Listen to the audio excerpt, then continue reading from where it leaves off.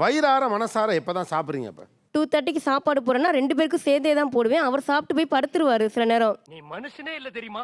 நான் இவளுக்கு ஊட்டிட்டு திடீர்னு வந்து என்ன சொல்லிடுவானா, இல்லம்மா என்னை தூங்க வச்சுட்டு நீ போய் சாப்பிடு. அப்பனா நான் தூங்க வச்சுட்டு அதுக்கப்புறம் தான் போவேன். அப்படி ஒரு 5 o'clock கூட ஆயிரும் சில நேரம். என்ன கொடுமை சரவணன். அந்த டைம் டீ டைம் வந்துருச்சுன்னா ஓகே டீயை குடிச்சிட்டு நைட்டு கூட சாப்பிடலாம். அந்த மாதிரி டக்குன்னு போயிடுவேன் அப்படியே. இப்போ ஒரு கல்யாண வீடு அப்படின்னா உங்களுக்கு என்னென்னலாம் ஞாபகம் வரும்? நம்மள உட்கார வச்சு ஒருத்தவங்க என்ன வேணும்னு கேட்டு வைப்பாங்க. நமக்கு என்ன இவ்வளவுதான் பிடிக்கும், என்ன வேணும்னு கேட்டு வைப்பாங்க. இதுக்காக தான் நீங்க எல்லாரும் வெவ்வேறு சொன்னீங்க. அவங்க எல்லாருமே சாப்பாடு தான் சொன்னாங்க. இன்னைக்கு ஒரு புட்டி. ரீசன் என்னன்னா அவங்களுக்கு எந்த ரெஸ்பான்சிபிலிட்டி இல்லை. அவங்க பாட்டுக்கு உட்காந்துருப்பாங்க. அவங்களுக்கு என்ன வேணும்னு கேட்டு சாதம் வேணுமா, ரசம் வேணுமா, குழம்பு வேணுமா.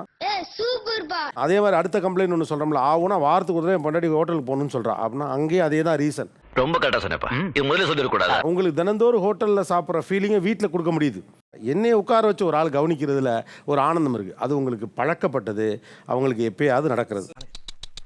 பாத்தீங்களா, கவுளி கூட அடிக்குது. ஹலோ, நான் தான் ஃபீல் பண்ணேன்.